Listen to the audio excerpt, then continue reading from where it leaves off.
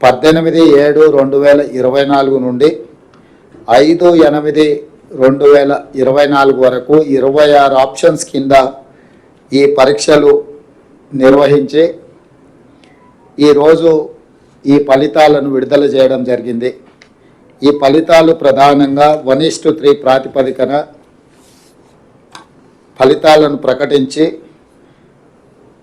వాళ్ళ certificate verifications, వాళ్ళ యొక్క మిగతా వివరాలను సంబంధిత జిల్లా కలెక్టర్లు అధికారులు వెరిఫై చేసి ఫైనల్ నియామకాలు దసరా పండుగలోపు, తెలంగాణలో మీకు అందరికీ తెలుసు దసరాకున్న ప్రాధాన్యత.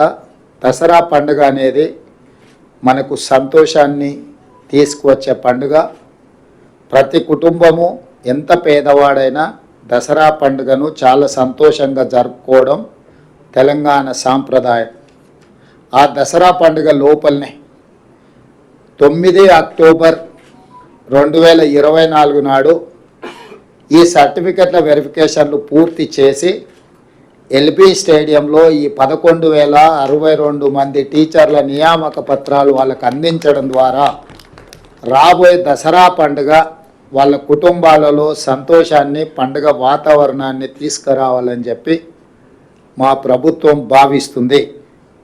ప్రధానంగా 10 సంవత్సరాలలో గత ప్రభుత్వం ఒకే ఒక టీచర్ నోటిఫికేషన్ ఇచ్చి అందులో వాళ్ళు చేపట్టిన నియామకాలు 7,000